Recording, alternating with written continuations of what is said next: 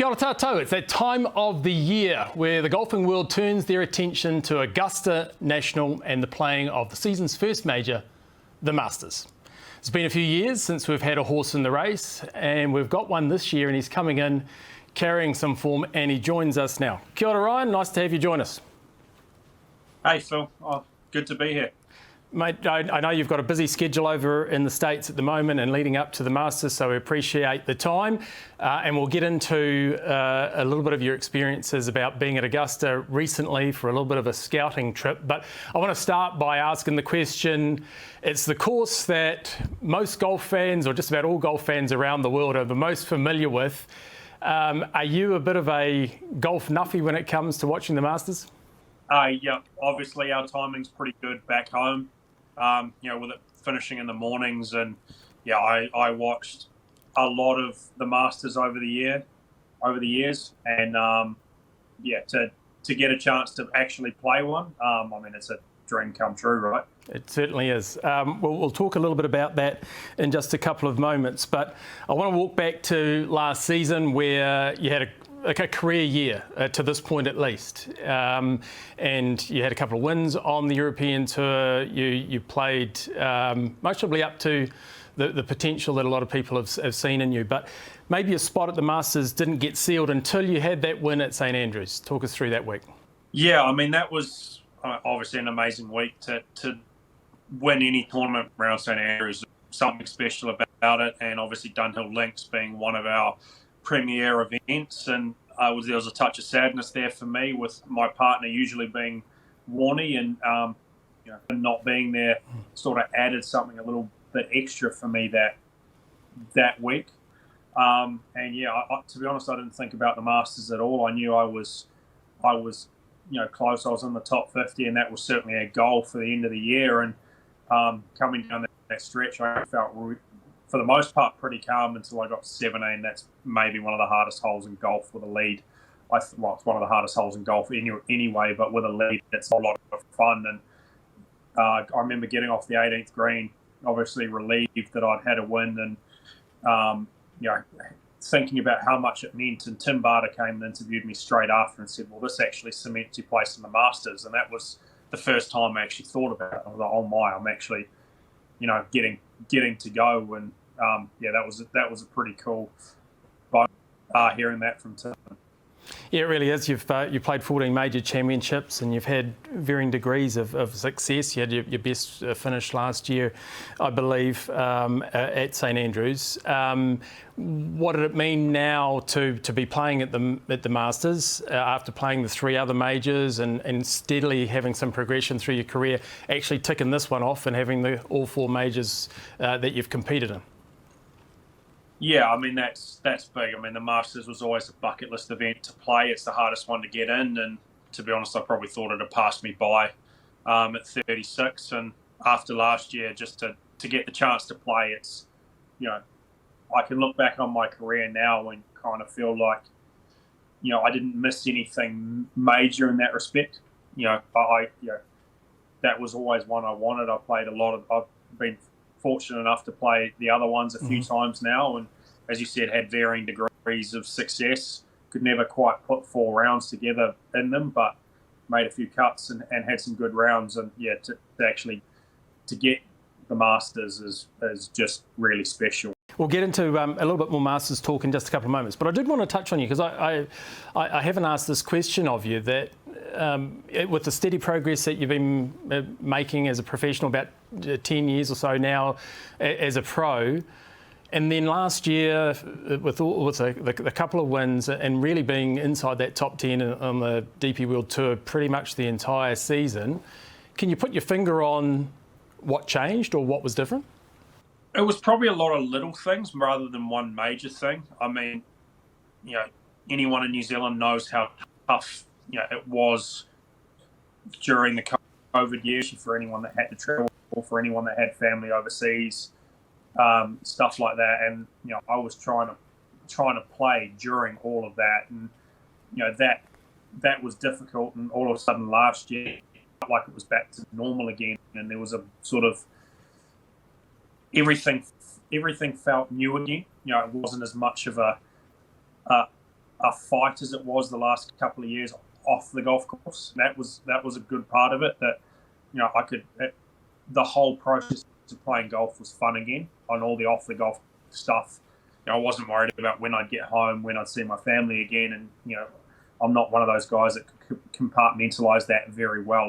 That was always in the back of my mind somewhere about stuff like that. So having that disappear helps. Probably the other thing that was a big thing for me was I started working with a coach in the UK, Jamie Goff. I still work with Marcus at home, but he couldn't travel, and we want to do everything virtually.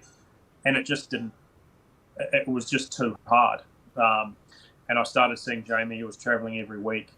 And I think we didn't change anything, really. We did some good work, but it was just having eyes on week in, week out. And I never really felt like I got too far outside the lines. Even when Marcus was traveling, I'd see him, 6 or maybe 6, 7 tournaments a year where we'd travel, and I'd be traveling home. And I always felt like I kind of did that a little bit. Like I'd find it and then I'd lose it and find it again. And having someone with looking in, week out was never felt like it was as far away as it used to get. So I think, that was pretty cool. That made a big difference going forward. And then obviously winning early in the year, I think that just took all the pressure off, and I could actually go and enjoy the rest of it. And I started enjoying being in contention.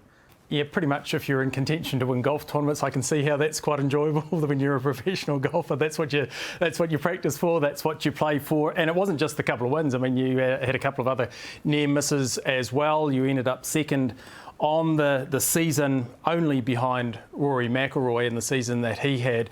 And that, I guess, afforded for all of the players on the DP World Tour to consider who was their player of the year, the man that would receive the Seve award, and that came down to your name. What does that feel like to have the respect of the guys in the locker room, on the range, when they voted you the number 1 player in Europe last year?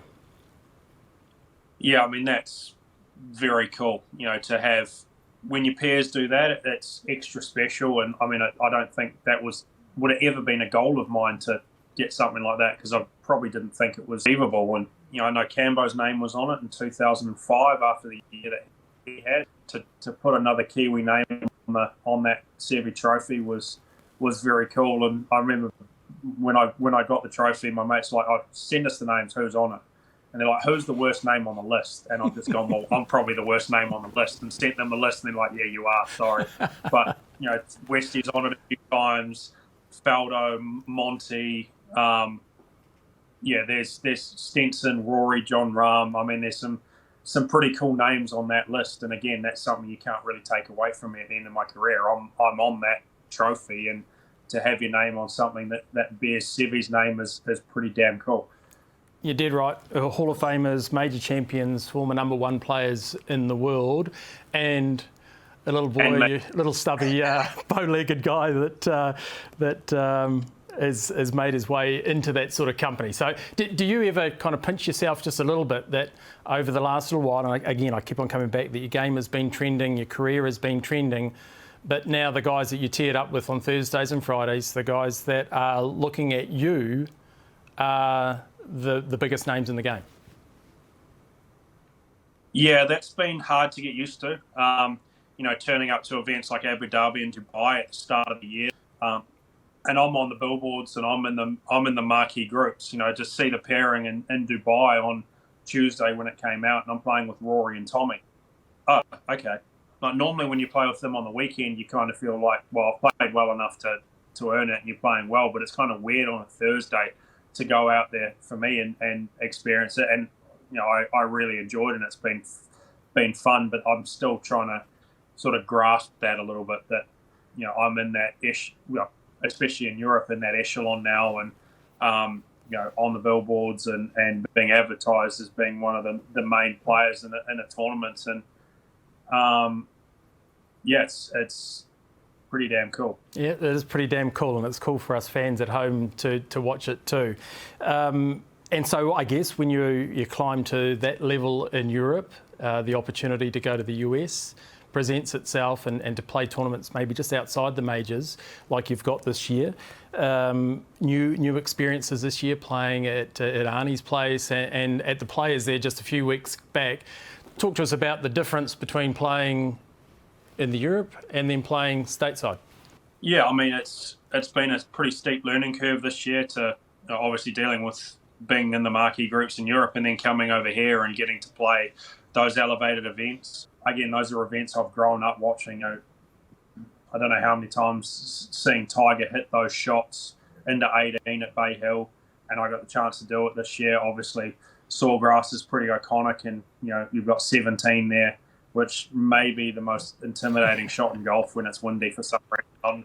It shouldn't be, but it just feels like it. And to get to go and play those events and compete against the best guys in the world, and on tough setups, it's a bit different than Europe. It's probably a bit firmer and faster with a bit more rough than what we're used to. And then obviously you've got who's who of the top 50 in the world playing pretty much all of those events. It feels like a major, and it's been fun to be able to play those events this year. And I've played not spectacularly, but played solid enough, which has been good. It has absolutely been nice to follow your progress. But there was really one tournament that I'm sure that when you did a little bit of fishing over the Christmas break and turning your attention to 2023, that would have got your attention certainly this early on, and that's the Masters. We've talked about this being your maiden march towards Augusta National, and you got an opportunity to go there and do some pre-tournament prep over the last few days. Yeah, that was a dream come true again to go and play Augusta, and I got very lucky through a sponsor of mine, knew a member, and he was gracious enough to host us. So my first experience of Augusta was going in, drinking a gin and tonic and driving around the grounds in a golf cart and getting the full tour of the place and just going, wow, this is amazing. And then had dinner in the clubhouse that night, and the clubhouse was Rory, Shane Lowry, Scotty Scheffler, Tom Kim, amongst a bunch of other members and guests. And you're like, it's the day after the Players' Championship and everyone there playing. So obviously it shows how much Augusta means to the professional golf world. And yeah, to get out and play there on Tuesday morning, get to play the par 3 course as well. I mean, I played absolutely awful, but I just felt like I wasn't even trying to play. I was just walking around going, oh, this is what this hole looks like. It looks way different than TV, and go, oh, I've got to hit a shot now, and not really think about hitting a golf shot. And it was actually, it sounds bad, but it was nice to get the novelty of that out of the way before the tournament week, to actually go and, just see the place. And yeah, it was cool. And then I got a chance to go down again on Wednesday morning, and there was a bit of a frost delay, and was in the pro shop, and John Keys there and said, I'd love to play with you this morning if you've got a chance, if you want. I said, of course, that would be great fun. So he took us round and had a bit of a chat about things and told us what his impressions of the course are, and what, he's got a really good caddy out there. So my caddy was walking around with us and quizzing, the two caddies we had about some inside info, and we had a great day out. As you mentioned, the other players that were there prepping for the Masters, going to a place that you've watched the tournament so often over the years. As a golf fan, everyone's familiar with what it looks like through the TV lens, but you're actually on the grounds there. Was it a little bit of a pinch yourself moment? Was there a few hairs that kind of stood up and went, wow, I know I had a goal of coming here and playing at some stage of my career, but actually getting to live that was pretty cool? Yeah. I mean, it's probably the hardest golf course to get on anywhere in the world. And to get a chance to see the mythical place that you've seen on TV is just, it's hard to describe. And I think it would be different to watch it than going to play it and getting to actually play it. And there's so many shots there that you've seen so many times, and I probably didn't recreate any of them, but to go, oh, that's kind of where that shot was hit from, and okay, this is what this green looks like. It was very different than what I expected. I was told it's a lot slopier, there's a lot more elevation change than what you think there is, and even hearing that, there was more than what I expected. I was all over the place that first round I played. I just didn't know what was. I was just in awe of the whole place, to be honest. And then go, oh, okay, I've got to actually hit a golf shot, which I didn't. I don't think I hit one the whole day when we played on that Tuesday morning. Yeah, it's a bit like being on a Hollywood set because, as I say, you kind of watch the tournament so often, but then you kind of actually get to be there for real and things appear a little bit different than you thought they would. What was the one hole that you were quite surprised that in real life it looked different than it has when watching the tournaments in years past? For me, it was probably 9, to be honest. I thought 9 was a lot straighter than it was. It's quite, the second shot is quite a big dogleg left up the hill. And that was a big surprise for me. It looked. You obviously know the second shot's a long way uphill on TV, but yeah, it certainly goes a long way left as a second shot than what I expected. So that was interesting. Obviously, the new tee on 13 was. I didn't know what to expect there, but that was a much different hole than what I'd seen in the past as well. And probably 10 is how far that went downhill. That was a surprise of how I knew it was downhill, but how downhill it was a bit of a shock.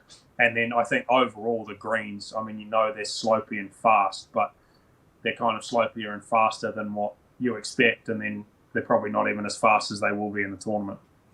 Yeah, it certainly is. When you're walking down that 10th fairway, you kind of feel like you don't want to misstep here because you could take a tumble. It's that steep going down there, isn't it? Yeah, it is. And there's a lot more room left that you've got to turn it a lot more than you think down there as well. Interested in your thoughts about preparations for playing the golf course. You've seen it now. Do you think that because it's such a unique golf course that there might be some equipment tweaks that you might need to make for Augusta National over just a regular tour event? Yeah, I'm looking at the moment of potentially putting a hybrid in the bag over a 2-iron. I feel like there's probably not many 2-irons off the tees, but into a couple of those par 5s, depending on the wind, like 13 and 15, with the new tee on 13, being able to hit it high and soft into those par 5s with a hybrid might be a bit of a better option. So I'm potentially going to test that out this week. I'm not sure, but I've been testing one on the range, and yeah, I've never really had to do that for a tournament. I used to swap 2 and 3-iron out every now and again, but yeah, it's sort of a mix of 2-irons not been going that great, and it sort of looks relatively obsolete round Augusta. I'm not going to need to hit any low runners like playing links golf. I'm definitely going to have a couple of shots I might need to hit up in the air, and doing that with a hybrid is going to be a lot easier than doing it with a 2-iron. You mentioned the greens just a couple of moments ago, and it really is tough to comprehend, but it's one of those parts of your game that's been on a nice trend in the last 12 to 24 months. How did you feel the pace of the greens and maybe some of the breaks to some of the hole locations with some of the intelligence that you would have picked up? I didn't find putting on them too bad. Like speed-wise, they vary quite. You had to be very careful downhill v uphill. Like uphill, I still felt like you could hit them a little bit, but downhill they'd get away from you really quickly. So you probably, compared to a lot of other golf courses, had to be very vigilant with that. I think the biggest thing around the greens was actually the chipping and the second shots and leaving yourself in the right place. I think compared to most other golf courses I've played, even if you're out of position on the green or around the green, you can find a way to get it close. Whereas for Augusta, you kind of in place. A good chip might be 25 or 30 feet, and there's not many places where you do that potentially without long rough or something like that. There's not, but there's some bunker shots you can't get close. If you hit a second shot in the wrong place, you just know 5's a good score. And yeah, it was definitely it was a second shot golf course, and making sure you missed it in the right place. I'm sure the greens will speed up and get a little scarier during the tournament. But yeah, it was amazing how quickly you could get out of position with a bad shot around the greens. Absolutely. Let's hope you don't find those spots during the tournament. And most probably part of that is picking the minds of those that have been there in the past. Have you done that of a few players that have had success there, or possibly one caddy that you know pretty well that's had some success there as well? Well, yeah, hoping to catch up with Steve earlier in the week and have a chat to him about it. I know he's been keen to catch up with Dean, my caddy, and talk him through it. And hopefully I can get a practice round with Scotty that week as well. You know, I've played a bit of golf with Scotty over the last few years, and yeah, I mean, it seems like one of those golf courses. It's going to be pretty hard to figure out, even with 4 or 5 rounds under your belt. You know, Scotty, probably played it for almost 25 years now. So, you know, to be able to pick those guys' brains, to be able to pick some of the local caddy brains. Obviously, Stevie has been around there probably more times than almost anyone else. Yeah, I'm going to lean on those guys as much as I can, and hopefully get a bit more insight than what I can get from just playing it myself. It's going to be an exciting week for you, and I know you've most probably got some own expectations, but you're not going to be there alone. You're going to have some friends and family where this is going to be a pretty big week for them as well. Yeah, so mum and dad are coming up. They've been to a few majors, but obviously this one's a little bit special.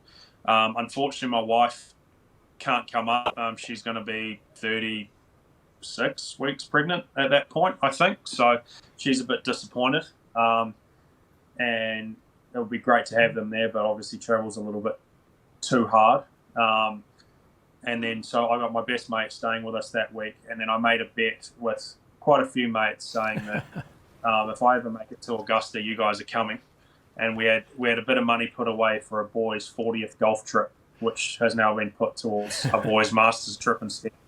So thankfully they're staying in a different house, and their livers might take a bit more of a beating than mine will for the week. But yeah, it'll be amazing to have them up there, and it's a bucket list for any golfer, right, to go and play. And it's going to be cool to have everyone up there, and hopefully I can play well, but if not, I'm just going to go and enjoy the whole experience. And it's obviously just cool to be a part of the whole event. It really is, Ryan, and we really appreciate your time, mate. You've talked about being in that elite company. You're going to have your first trip to the Masters here. With that little baby coming along the way, if there's a bit of success, are we expecting a name change if you've got it in mind? Or there've been Masters champions that have dedicated a child's name to some success in Georgia? Yeah, I mean, look, if that happens, there might be a discussion to be had, but a lot of things go right before that. But I think there's a discussion to be had there anyway. So we'll see what happens. Mate, I really appreciate it. We wish you all the best and have an absolute blast. And I know a lot of Kiwi golf fans will be looking forward to watching your progress. Thanks, mate. Thanks for having me. Cheers.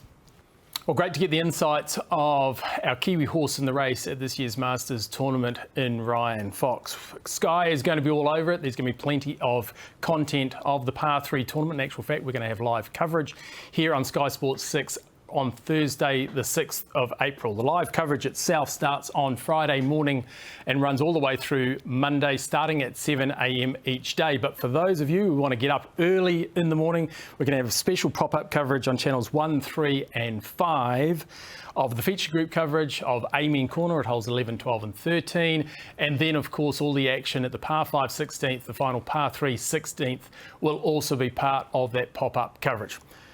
We'll see if Ryan Fox can be one of very few, only a couple of players on their very first trip to Augusta National have slipped into that green jacket. There's going to be a lot of Kiwi interest. Great to get his insights here today.